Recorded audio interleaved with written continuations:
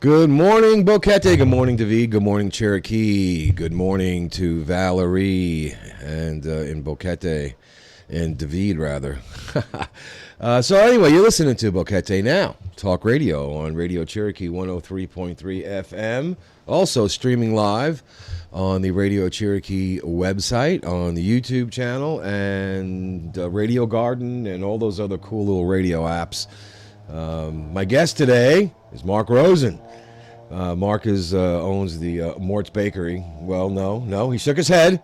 He shook his head. Don't own it. He doesn't own it. I just help out. He just helps out there. Well, you learn. I was today years old when I knew that. When I learned that, I thought you owned that place. The Rabbi does. The Rabbi does. Yeah, but see, I call you Rabbi.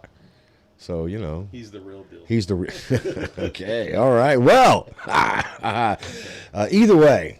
I just had a wonderful breakfast. Mark brought us some food, and it was everything bagel with cream cheese and lox and onions, and what else was in there? That's it. Oh man, that was wonderful. That was just wonderful. I love that. You know, you can't find that here anywhere else, really. You know, and that was my standard go-to either breakfast or lunch when I was living in New York City. I lived in a building that. On the bottom floor was commercial space, and there was a there's a Jewish deli down there, and man, every day, you know. And I was with my ex-wife. She goes, "Don't you ever get tired of eating the same thing every day?" I'm like, "No." It's addictive. Why? Why would you? How could you get tired of bagels and lox? It's impossible. But anyway, I wasn't going to mention this, but you know, Mark asked me, "Are you going to mention this?" So I think I'm going to mention this. We're having a little bit of a power issue here. The electricity on Volcan Baru is not functioning at the moment. So probably if you're in David, you're listening to this show live, or if you're on the website, or if you're on one of the radio apps. But if you're here in Boquete, you're probably wondering, where's the show? I don't hear anything. But it will be put up on the Boquete Now YouTube channel in a couple of days. So I will share that on my Facebook pages and the Boquete Facebook pages and blah, blah, blah, blah, blah. But things being as they are, and this is Panama, we're going to go ahead with the show, right? So how you doing, Mark? Well, most people that know you and me both Yeah. probably are going, I wonder what those two did today. I know, right? What did they do? That's okay, though, That's okay. They can do that. They can do that because half the times it's probably true. Yeah. What are you going to do, right? Well, today I'm actually wearing two hats today. Yes. The first half I wanted to talk about Morton's Bakehouse. Yeah, absolutely, I mean, man. It's getting so well known that there's some good history behind it. And yes, and yes. people are always asking. So we wanted to discuss that. And then the second half, I'll be representing ACCB. Yes. Which comes on your show a lot. Yes. To just give everybody updates on what's happening. Sure. And then we got duck race coming, and there's a few other things Right. down the pike, such as it is. So, when I got here, when we moved here a few years ago, I'd been asking, hey, where can I get a decent bagel and some fresh bread? And they told me of Mort's Bakehouse. This is where you were in the original location. And, I've been a customer ever since. I'm in there probably once a week just to get something, even if it's just a flyby to grab a cookie or something. I go in there to get something. And a lot of people might not be familiar about the history of the bakery. So regale us. There was a gentleman named Mort. I was surprised. And he was known as the Rye Guy. The Rye Guy. And anybody that's lived here for more than probably 5-6 years knew of him. And he used to bake out of his house. And everybody kept telling him that you should open up a bakery. Well, he and his wife, Barbara, opened up a little tiny spot next to the garden. Right. In San Francisco Plaza. That's the original, the old place, right? The Yeah. original place. Yeah. Where there was no dining inside because it was 100 degrees in there and from the ovens and just a really small little place and no tables outside, and it was mostly to go and then what happened, unfortunately, was that Mort passed away. Yeah. And Barbara was very instrumental in getting a Jewish cemetery in the city cemetery. Oh, okay. So inside the city cemetery, in the far back end, they purchased a section Okay. that'll hold approximately 20 people, and it's all the bushes built around it, fenced and gated. Whatever Sure, they yeah. had to do to make it a kosher Right. cemetery. And to this day, Mort is still the only one buried there, Oh. which is good news. Well, yeah, obviously, Yeah. And I'm going to refer back to it in a minute because we have 17 yeshiva boys here. Yeshiva is a school, they're from New York. Okay, yeah. That they study to become rabbis. Okay. And they're here, and Sunday we're going to do a blessings at the cemetery, which makes it a totally kosher cemetery. And in order to do it, you had to have 10 men, and they all had to be fasting. They had to be religious, and we have them here right now. So, Right. we're taking advantage of them here. So Barbara and Mort opened up the bakery. Then when Mort passed, Barbara didn't really want to run it anymore. It was Mort's love. Yeah. And she tried to make an arrangement with a young man who's a Panamanian. Right. He ran it for a while and just couldn't make it. So then he and the rabbi, Barbara and the rabbi, have been friends from day one here. And the rabbi had a wish. Right. The rabbi and his wife Hannah, to go back a little bit, are emissaries of the Chabad movement. Okay. So as emissaries, which are all over the world now, they go to areas where there's not a huge Jewish population, and they try to allow the people that want to have the religion have it and have the services, so on and so forth. Right. Right.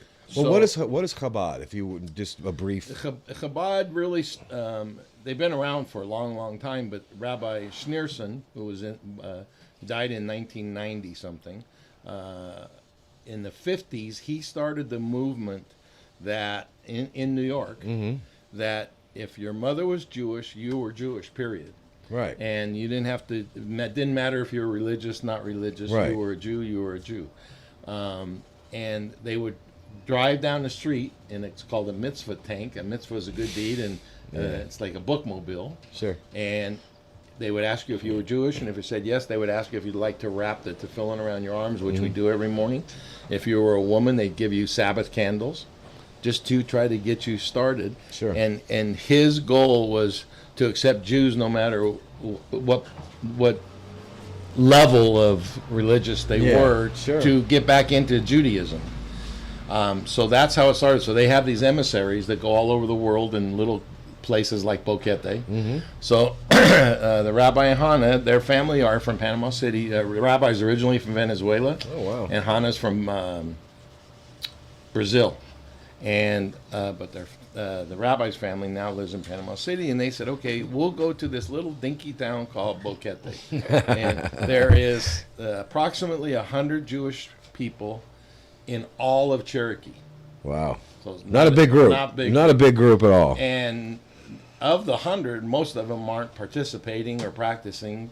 Right. You know, that's why they moved there, a lot of them. So they came here, and so the rabbi got with Barbara and said, okay, I'll buy the bakery, but I'm buying it for a different reason than making money. Sure. I'm buying it so the people that come here to Boquete have a place to sit and pray. They have a place to eat. So before the bakery, if you were coming and bringing a family from Panama City, and we have so many people, Jewish people from Panama City come here. It's like their vacation place. Yeah, well, yeah. So they would have to bring coolers of food in their car, sit in a hotel room and eat in the hotel room because there's no kosher place to eat. Yeah. So they would have to bring everything, sit in the hotel room. That's not a lot of fun. No. So the rabbi said, I don't care if we don't make 10 cents. If it pays for itself and the Jewish people have a place to eat and a place to go sit and have coffee and a place to meet and a place to pray, I'm in. Well, that was 4 years ago, 3.5, 4 years ago when I got here. And so the rabbi made it a 100% kosher parve bakery. So in other words, there's no milk products, no meat products. They used to serve corned beef sandwiches on Thursday. That's gone. That's gone. Yeah. So everything that they eat is strictly by the rules, and it's kosher. And making it kosher was really a fun night. I was involved with that. They brought out blow torches to clean the ovens. Wow. And we took every utensil, every pot and pan, everything to the ocean and dipped them and said blessings and hosed down the floors. I thought it was like Noah's Ark, like a flood. But it was really a fun thing to be involved with. So the place then became kosher. Yeah. As it went on and on and on, the product is so good. We have some of the original people that learned from Mort, or they learned from the people that Mort trained. So the product that they put out, we think is the best there is. Now, in Panama City, for example, there's some kosher bakeries, kosher restaurants. We ship twice a week to Panama City. So you supplying them? Yeah. So the people have found that our product is just the best. We ship all over Panama now. We ship to Bocas. We ship to Panama City. We ship to Coronado. We ship to the beach, different houses on the beach. We ship to Volcan. We ship everywhere. Wow. It's become quite a large part of the business. Yeah. Then the corner building came available, what used to be the church. Right, yeah. Now all of a sudden we have ventilation on 3 sides. Bathrooms? We have bathrooms. But you don't have to walk through the kitchen. Through the kitchen, that's right. And they're clean bathrooms, by the way. And we actually just brought in more tables. We can actually seat about 25 to 30 people now, dining all at once. So it took off. Yeah. Just really, the rabbi and Hannah have done such a good job with the catering of the meals for the people that come here, and so the bakery also does catering for events, and sometimes the families could be 20 people. Yeah. So there's so much involved. So the bakery just took off. Yeah. So the rabbi has been trying to connect the bakery with the Chabad house, the synagogue, from day one. He wanted them to be together. Sure. Well, the Chabad house was in Fundadoras, Hotel Fundadoras. Yeah, yeah. It's closed now. Yeah, that's been closed for a little while now. So the rabbi purchased a new house. It's across the street from Isla Verde. It's that big blue house, and it's got like a huge, huge yard.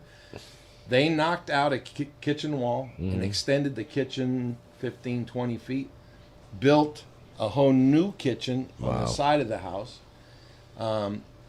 2 weeks ago, we had 40 people in the dining room for dinner comfortably. Wow. So we moved the ark to the rabbi's living room. So there's now a section of the house is like the synagogue. Right.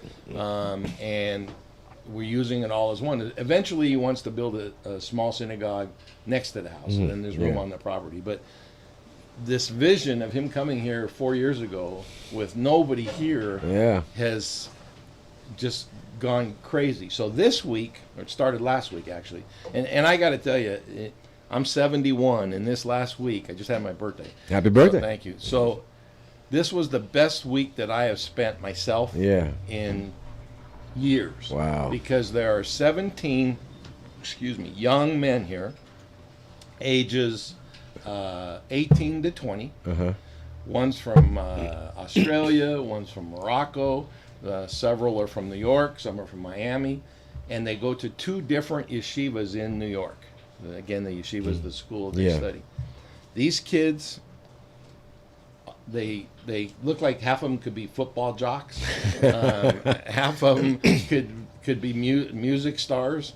The one dresses like the Blues Brothers. I mean, they look like totally normal kids, except their day is not a normal day. Right. And I basically have been at the rabbi's house for a week, except going home to sleep. Sure. Yeah. Just because I enjoy it. And so here's what the enjoyment part is.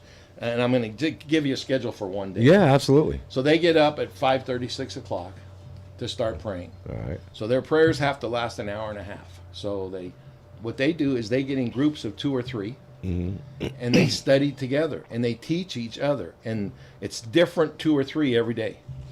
And they sit there and they read in Hebrew, and they read in Yiddish, and they translate to English, and they discuss all the different commentaries, what's written from the Torah. So that takes 2 to 3 hours. Yeah. Then they have the morning services. Then they'll eat some breakfast. Then we've planned some kind of an excursion almost every day. Cool. They've gone hiking. They've gone horseback riding. They went to a dairy farm, milked some cows, and then that night made cheese and milk from the cows. Excuse me. They had a woodworking class. Then in the afternoon at 6 o'clock, they start, at 5 o'clock, they start studying again. And at 6 o'clock, they have the afternoon service, and they study again, the 2-on-2, whatever, until 9. And at 9 o'clock, they have the evening service. And then they study for a little bit, and then they go to sleep. home. But meantime, they're outside in the backyard MMA fighting. And I go, where did you learn that? And he said, one of the rabbis at one of the yeshivas teaches it. So they're your everyday kids, but they've given themselves to the commitment of being religious. Sure. It's hard to do in today's world. Well, it's very hard to do. Yeah. In any particular, it is. It's a very, very difficult thing to do, and it sounds like these kids, these young men, have a high degree of dedication. Every one of these kids, and what's special about these 2 yeshivas is that they don't come from families that their father was a rabbi, their grandfather was a rabbi. They've been taught this their whole life. They come from different backgrounds. Right. One told me that 2.5 years ago he couldn't read Hebrew, so he went to Israel to learn the language. Yeah.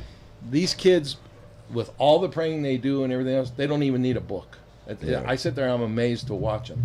I can't remember from tonight till tomorrow.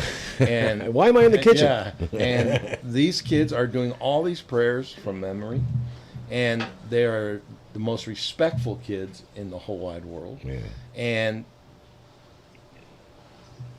the commitment level again is just, it's so beyond what.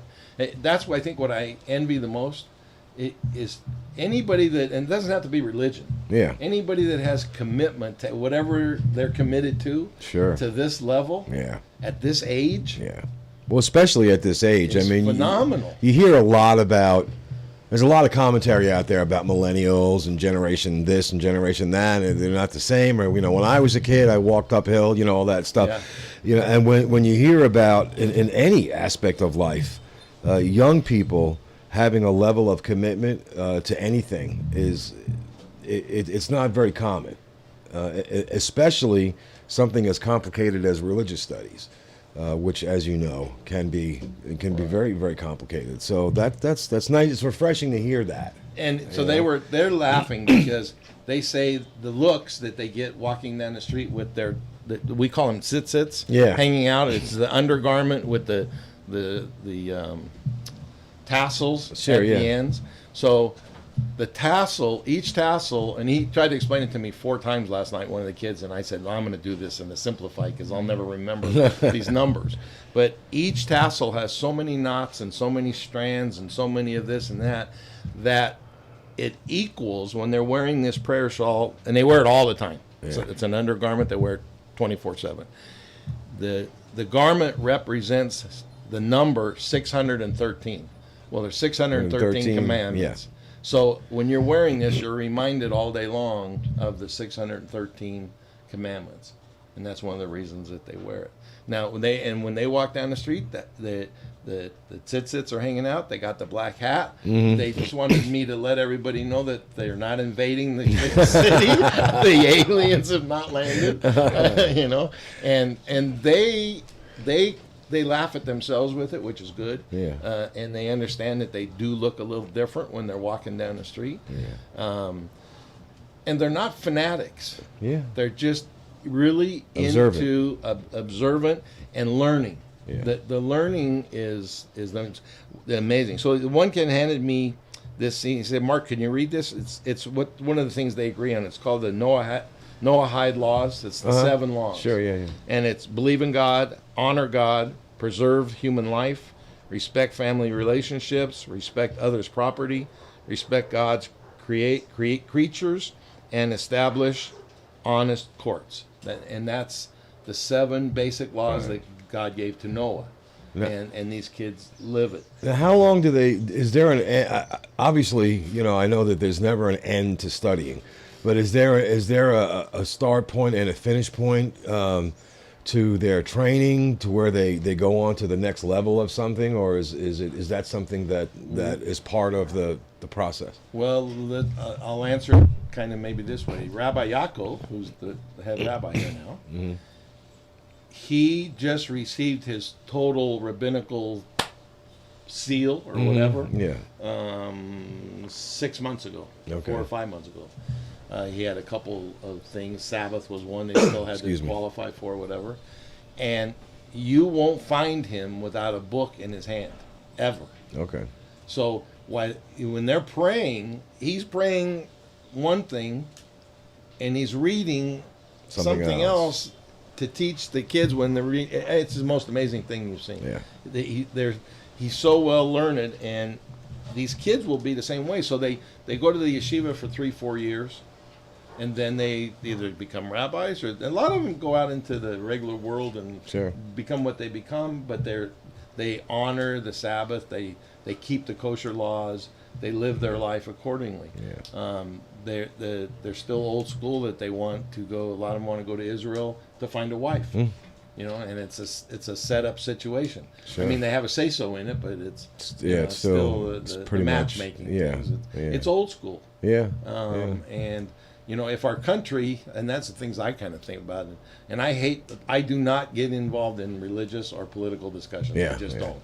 But if the country was made up of more of these kind of kids, we'd have a heck of a lot less problems. Well, yeah, and that kind of transcends religion. It's just a matter of being respectful, and it's a matter of being in tune with your community, and doing random acts of kindness, and things that will edify where you live. And that seems to be a lost art. What can I do for my community? Trying to get volunteers, 30, 40 years ago was just you put an ad in the paper, right? We need volunteers for this project, and 200 people show up. Now it's like pulling teeth, trying to get people. Now don't get me wrong, this is a very generous community, probably the most generous community I've ever lived in. I agree. But there are still shortfalls Yep. in that area, and I think that's got a lot to do with how younger people are raised, and the influence probably of social media. That's just where we are right now. That's right. And it would be nice to see some sort of a turnaround in that area worldwide. Really, and I think if these young men are going to contribute to that in their way, that's pretty much a positive. Right. It's not a negative thing, and I don't know how big the Jewish community here. I'm not Jewish myself. I don't know how big the Jewish community here is in Boquete, but I know Mort stays busy. Yeah, and the Jewish community is very small. Yeah. The active Jewish community. The active Jewish community. There might be 10 to 15 of us that we go to the Rabbis House for Friday night dinners, and we get involved in the different services. There's not a lot, but we get a lot of Panamanians from Panama City. But one of the things that the rabbi and I were talking about, you're always talking about when's the Messiah coming and miracles and all that stuff. Well, we have a little miracle here. He took a bakery that started in a garage someplace, and he made it famous in all of Panama. Yeah. And he moved to a place where there were no Jews, per se. Yeah. And this weekend, we had 18 religious scholars, even though they're young men, in Boquete, who had a chance to go wherever they wanted to go. It's a summer camp. There's lots of summer camps. Sure, yeah. In a lot of different places. And they chose Boquete and tried to, they went to, today they're on some agricultural farm. The other day they did an organic farm. Yeah. That they're taking part in this community to learn about the community and to be part of the community, and in the meantime keep their faith and do what they're doing. Sure. And I looked at Yaakov and I said, look what you've done. You came here, there was nobody, and now you got 40 people sitting at your dinner table Friday night, and 18 of them are priests. So they're the Kohanes, we call them, which were the high priests of the day. Yeah. And it's genetic. It comes down by family. Right. Your father has to be your grandfather. Sure, yeah. Of the 17, 7 of them are Kohanes. Wow. And on a given Saturday in the synagogue, you're looking for one because they're supposed to get the first honor. Sometimes in a whole congregation you can't find one. So we have 7 of the 17 are. You got 17 religious kids that picked Boquete to come to. It's created by a man and his wife with a vision to come here and do what he can do. I mean, I'm prejudiced, but I'm so proud of him. I mean, him and his wife are 35, 36 years old. Oh, really? Yeah, they're wow. youngsters. Kids. Yeah, they're kids. And what they have done with their vision is just... Wow. It's just amazing. Now, I didn't realize that they were. God, I have kids that age. That's quite an accomplishment. And he incorporated the bakery with the Chabad house with everything, and that was his dream. Yeah. And they're doing okay. I mean, it's his goal wasn't to make money, but good news is they are making money. Yeah, well, there's nothing wrong with that. And like I was in Bocas about 2 months ago. Yeah. And I was at a restaurant on the beach, and I said, the guy said, I come to Boquete with my wife to go to David, and we go to Sugar and Spice. Yeah. And I said, that's great. I said, I go to Sugar and Spice too. I said, but you should stop by our bakery and get it. And so the next morning, we went there again for breakfast, and we were leaving, and I said, he was cooking, and I said, well, hopefully we'll see you at Morton's. 2 girls were there eating that I don't even know, right? And they looked at him, and she goes, whoa. You're going to have Morton's breads here? We'll come back every day. And I just looked at him and smiled and said, rest my case. Yeah, there you go. Yeah. Well, it's fun. I know that you want to get to some other stuff, but this is fascinating to me is that, there's I don't even want to say a belief. There's I can't even think of the word, but people who have a misconception of kosher food. They think it's tasteless and bland. And I was one of those people. I had married into a Jewish family many, many years ago, and my late daughter is Jewish. was Jewish, I guess still is, because her mother was, and Right. mother was, and I got invited to my first a Jewish festival meal. I think it was a Sukkot or something like that. And I was like, oh man, as I'm eating pizza, waffles, and all that. So I was, I went in there with a prejudicial mind, thinking the food's going to suck, right? And it didn't, and I enjoyed it. And I got to where I was looking forward because her mother, who I did not like at all, was a very good cook. She was a traditional a Jewish cook. And, I tell people, I actually like gefilte fish. They're like, are you crazy? I'm like, no, but the way she used to make it, and the brisket and everything. And I got to looking forward to that. And when people would tell me there's a bakery, a Jewish bakery in town, and this is when you guys just went kosher. And I went, and I was like, well, what is the cream cheese going to taste like? Right, because you can't use milk, right? And I said, well, what is this going to taste like? Are they going to have? Well, they have to have lox because I've never been to a kosher baker, a deli that didn't have lox, so that must fit in there as okay. And the first time I had what we had today, I could not tell the difference between the cream cheese and the Philadelphia cream cheese. So if you've never been over to Morton's, shame on you. Okay, sorry, I was just going to say it. Don't think that just don't let that stop you from going, because the food, all the baked goods, the chocolate cookies, I don't know how you make all that. The chocolate chip cookies, they just come in for that. And I told you before the show, sometimes I'm just cruising through and I don't have time to stop to eat. I'll run in there, I'll get a couple of cookies. Yeah.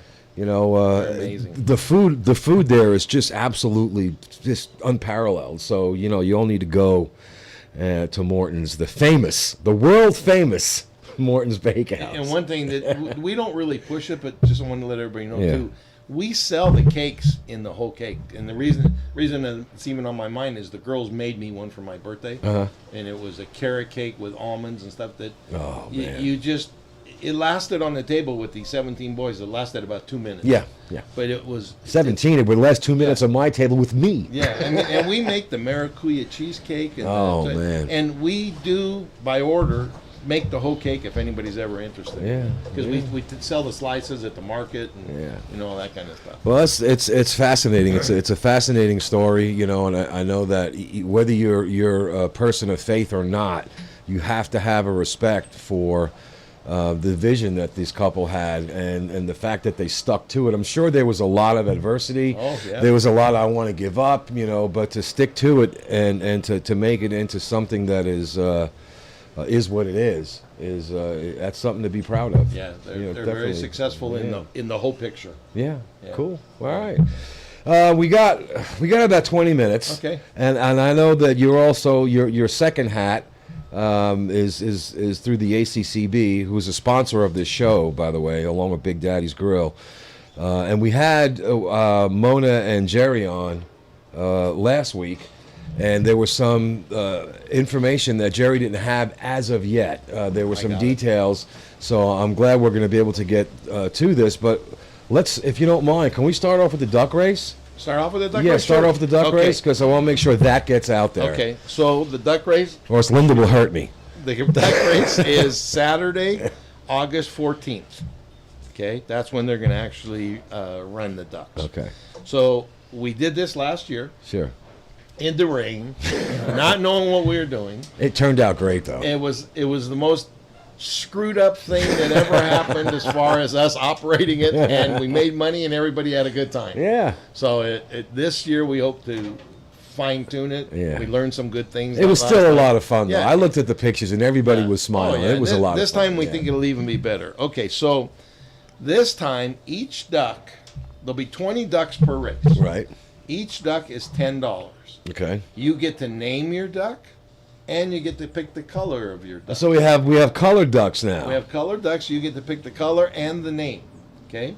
And let's say on the first race you want to buy 5 of the ducks. Right. God bless you. You can buy 5. You can buy 20 of them if you want. Buy all the ducks. Yeah, and you'll guarantee you're a winner. Is it right? Okay? Yeah.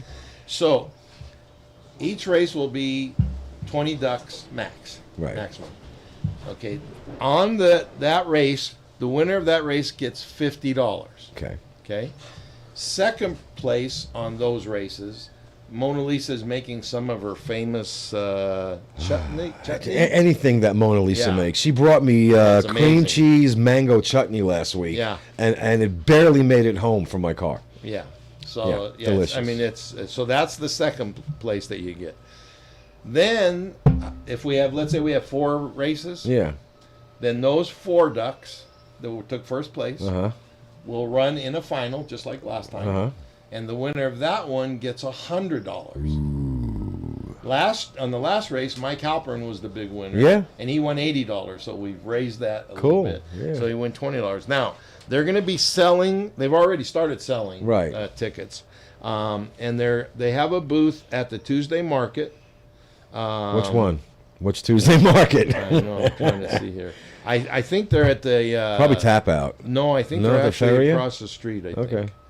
Well, go to Oh, wait a both. minute, Go to both. Yeah. Yeah, the duck You'll race. find The it. duck race will be at the Tap Out. Right. okay? Yeah. The pre-sales. I'm sorry, I thought I had that.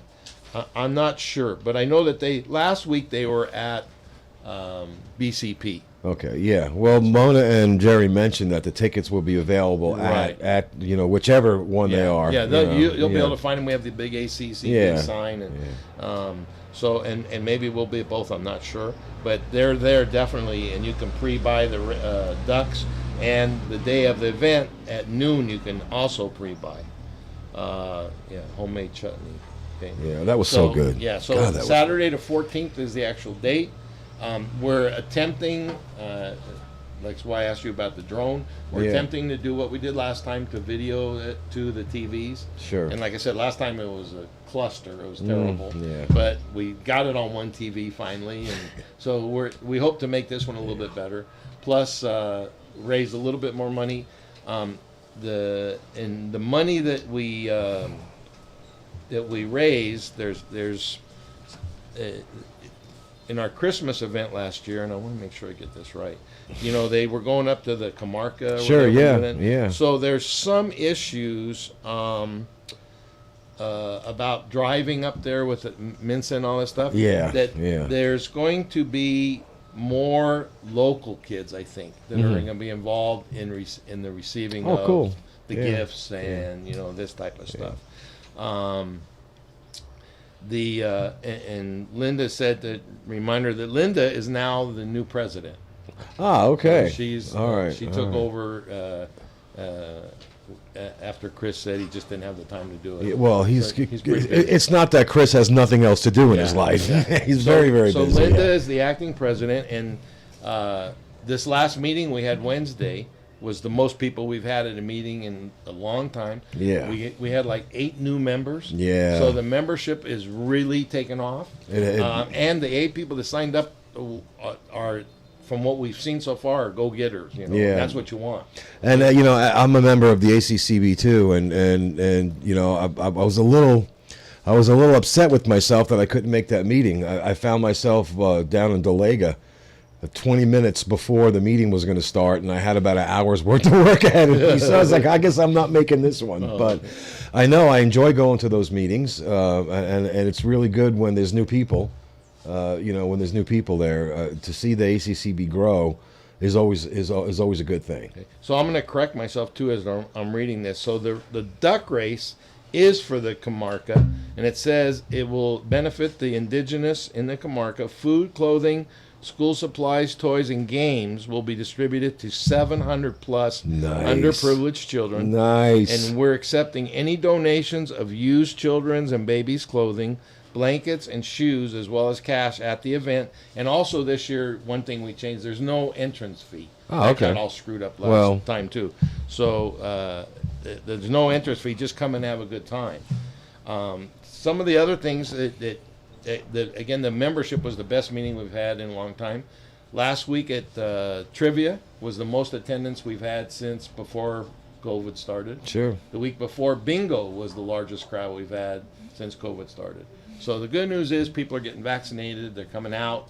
They're Sure. trying to be social. Yeah. Coming out. So we're also excited about having some special events, which we're not sure exactly what special events yet, at the new Tap Out Theater. Because, Yeah. Chris has got it gutted. Sure, yeah. And the floor is done, and so as soon as it's done, then we're going to start sponsoring some different events. Yeah. Whatever the different events might be.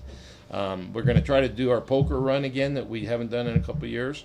For our Christmas party, we're going to try to do whatever we can do with Mensa rules, and we feed the police department. We couldn't do it last year. Yeah. So hot dogs and stuff, they wouldn't let us. Yeah. So again, it's still waiting to. Well, yeah, see, that's you're dealing with the bureaucration. I don't care what country you're in. Yeah. It's a little frustrating. Yeah. You know. So we're still not 100% sure of what we're going to do there or not do there. Yeah. This poker run, how does that work? Because I only ask because I rode motorcycles my whole life, and I've been on I don't know how many poker runs. It means something different. So because I think in my mind, is get on a bike and you do your thing. Obviously, probably not the same thing. So how does that work? And I hate to admit it, the poker run has not been done since I've been a member, and I don't know. Okay, I know. It's just it's one of those just out there questions. I don't know the answer, and I don't want to lie to you. No, that's cool. I don't mind lying to you. Well, I know. don't To wanna me lie personally, everybody else. I know. I don't know how it works. Yeah, it'd be interesting to find out because there's a lot of us here who have at one point or another done some sort of a charity event, like a poker run. Sometimes they call them bar crawls. Something in New York City, we had a deli crawl, which was great because we started at the old Carnegie Deli. And we ended up uptown in Harlem. And by the time we got up there, everybody needed a nap. Yeah. But, it'll be interesting. Maybe the next ACCB show, we do one a month here, Because like I said, that was done before my time, Yeah. and I just don't have the answer. That would be cool. I don't know. And we're still one of the largest charities, and we still give money to other charities. Yeah, sure. We were going to give another $1,000 with Dr. Dan. Dave, Dan to Dave. take food up, Sure. but he told us to hold off for another month or so for some reason. Something was going on, and the families were okay at this point. Yeah. So because we committed to 3 $1,000 donations. Yeah. And we already did the first one. Cool. And the only reason we haven't done the second one is he's asked us to hold off a little bit on it. And I understand, and I know there's no details about this yet because it's just basically still in the, hey, we'd like to do this stage, but a joint event between the two largest charities here, which is the ACCB and the Rotary Club, which would be interesting to see because they're both. I'm with both of them, and I know what both of them do, and I'm like, oh, it'd be so cool if you guys just got together and did something huge. But but I've been told now. That came from Chris. That there have been other things that are in the works that there are no details for yet, or hasn't been put together yet. But it's always the ACCB is always there. When there's something comes up, it's like, well, let's do this, or here's a need over here. Let's put this together. I know Joe and Linda have put a lot of their energy and their time and their dedication into it. And I know you have too. And we have one more thing that just started going this week, and it's probably 85% done. And the rabbi's wife, Hannah, did this all on her own. There are some very large retailers in Panama City, clothing retailers, Right. that they put out their clothes, then they have a sale if they don't sell it during the season. Right, yeah. Then they take it, they try to move it. Sure. And at the very end, they give it to charity for a donation to use as a business write-off. Sure, yeah. Well, we are supposed to, within the next few weeks, receive approximately 80 women's jackets. Wow. To be used by us in either a way to raise money to give to the charities, or if somebody needs the jackets. Well, sure, yeah. The problem is like with the indigenous, they don't really wear jackets. They wear their But it gets cold. It gets cold up there. I know. I've talked to. Have you ever seen them with overcoats and stuff? I don't. No, I have surprisingly. I have seen a lot of Panamanians, not the indigenous, just your everyday citizens in town here with parkas on and hats and gloves and when it's in the upper 60s. Right. You know, when we're from, that's like a heat wave. You know. So we're waiting to see exactly what we get. Yeah. Because then we can make the decision: can we make more money selling that stuff at an auction, or And giving the money, and yeah. giving them, to the gringos or whoever, and give the money to them to use, Sure. or how should we proceed? Yeah, But yeah. that's another great avenue that Sure.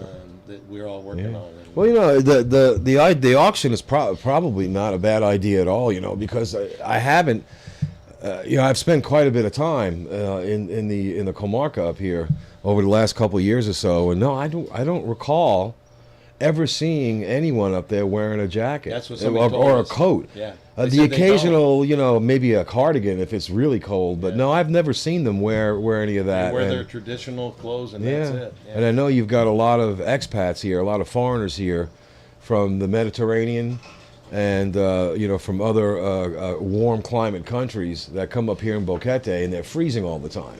So I have seen expats wearing overcoats here. Well, and, for example, the kids that work in the bakery, Yeah, they don't want to go from hot to cold. Sure. They keep doing that. So they're working up with ovens all day long. yeah. So when they leave work, they got their hoods up, Yeah, they're bundled up. yeah. I'm sweating just from watching them right? walk out the door. I But, sweat watching other people work. Yeah, they don't want to, go from one extreme to the other because Yeah. that's how they get sick. So okay, so it might it might actually work better to like I said, I have no part in this. To sell the coats, especially if the ACCB is selling them for charity. That's what I said. Our next step is see what we get. Yeah. And then we'll make some hopefully good decisions on how to move them. Well, there's no shortage of ingenuity in the ACCB. I mean, every time, but even before I was a member, I know people in the ACCB, and talking to Linda and Joe. I've had Linda. Joe's been on the show 2-3 times. Still have to get Linda on the show. We need to kidnap her and strap her down to that chair. But it's always, we have an idea, and then the next time I talk to them, there's a plan already. So it's I don't want to say it's overcoming adversity, but there are always things that come up. Monkey wrenches get thrown into the mix, but it is always that let's push forward, and next thing you know, there's an event, and then there's money raised, and then there's needy people that get those needs met, and that's It's kind of funny that with the COVID, that the main people in ACCB that do all the stuff, it bothered them, I think, more that they couldn't put on the event than the people saying we can't go to the event. Yeah. I mean, that's just the way our members are. Yeah, no, They yeah. want to do it so bad that they were more aggravated than the people that said, I'm not coming. Well, you get this this desire, the need, the desire to help people. That's the sense of altruism. It's sometimes it's hard to say. Who gets the better blessing, the people who are helping or the people who are being helped. Yeah. And I know that the events that I've had time to be involved in, that's a good feeling. It's a really good feeling knowing you're doing something for somebody else, and it's not ego driven. It's not you're not trying to get pats on the back. A lot of the people that do things within the ACCB, they're like, I don't want my name on this. You put it for the ACCB. You don't have to single me out. It's just that desire, the innate desire, many of us have to help people. Just it's as simple as that. Sometimes it's just simple, right? Just to help people. Yeah. So I could see, you get all excited about doing this event. You know that there's people that are going to be helped, and then someone comes in and shuts you down. You're like, oh man, that's a bummer. Yeah. Yeah. It really bothers you. Yeah. We got. Looks like we got about 3-4 minutes left. Did you want to recap? Do some recap? Yeah, I wanted to tell a little story too. Tell your story, man. First of all, have you seen the movie Fiddler on the Roof?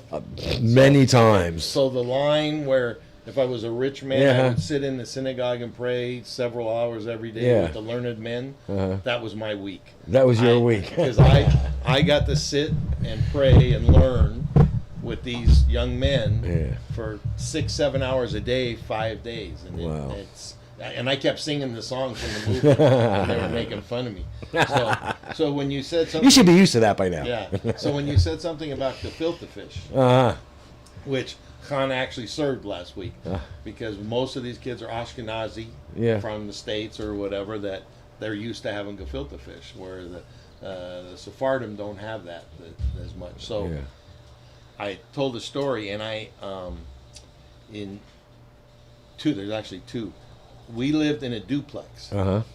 My family on one side and my grandmother on the other. Sure. And my grandmother had the first kosher restaurant in Denver, Colorado in 1920s. Oh, wow. She raised 7 kids in it by herself, because my grandfather died when my dad was 2. He was Wow, young. yeah. So on Thursdays, you could not use the bathtub at my grandmother's house. Okay. Because the carp were swimming. She would bring them I home. just got a mental picture of She that. would bring them home and let them soak in the bathtub alive for 2 days to clean them. Sure. And then on Friday, every single Friday, she'd make a gefilte fish. She'd take a club and You hit him, knock yeah. it unconscious Yeah. and start cutting. But Wow. so Thursday was you didn't go into the bathroom. Just stay away. Yeah. Wow. And then real quick, the other one was my grandmother lost her sense of smell as she got older. Uh-huh. And one day my mother walked into her house and said, "Mike, what stinks?" And my grandmother said, "I don't know." My mother started walking around the house, opened the refrigerator, and almost passed out. And my mother said, "It's this carp. It's a newspaper. Where did you get this?" And she said, "Mark brought it to me. He was fishing at Sloan's Lake. We live 2 blocks from the lake, I'm 7 years old, 8 years old. I wasn't allowed to go near the lake." So she said, Mark doesn't fish. Mark's not even allowed to the lake. So I come home from school. Oh, no. My mother said, "Where'd you get that fish?" I said, "At the lake." "What were you doing?" Like, "Well, we went, you know." She says, "Well, how did you get it?" I said, "It was laying there on this side. It was the most beautiful thing you've seen." You brought a dead... I got some newspaper, wrapped it up. I'm thinking that I'm giving my grandmother the greatest prize Oh, my ever, gosh. because it's a dead fish. Well, so the moral of the story is, it's a good thing my mother smelled it before my grandmother cooked it, because we'd all be dead. We'd all be dead, yeah. And- oh, my gosh. And 20 years later, I actually won a contest on the radio about fish stories. That's- Remember they used to have stories? Yeah. You could call in on different contests. Yeah. I won first prize on fish story. That's got to be the best roadkill story. And it's not even roadkill, but, that type of thing. And you I find thought that... I was being the greatest grandson that there ever was, because I brought her a fish that was bigger than most of the ones in her bathtub. Oh, my gosh. So I can just... me and gefilte fish go back a ways. Yeah, I and you know what? The first time I ate it, I like I said earlier, I was expecting something that wasn't going to be pleasant, and I was surprised. It's delicious. I love it. I do, but it's 11 o'clock, the top of the hour. We've run out of time, Mark. So yeah, sorry about that. I know you weren't kidding earlier when you said we need 4 hours. I know you got some more stuff, but things being as they are, we have to close the show, and I really want to thank you. Thank you. Notice. You're the king of short notice, man. 6 o'clock last night. Hey, Mark, I don't have a guest. Yeah, be there. Yeah, so thank you for bailing me out. We owe you one here at Boquete Now, Talk Radio. So before Bolivar cuts me off, I want to say thank you to everybody for tuning in. You've been listening to Boquete Now, Talk Radio on Radio Cherokee 103.3 FM, sponsored by Big Daddy's Grill and the ACC Boquete. We will see you next Friday at 10 o'clock a.m.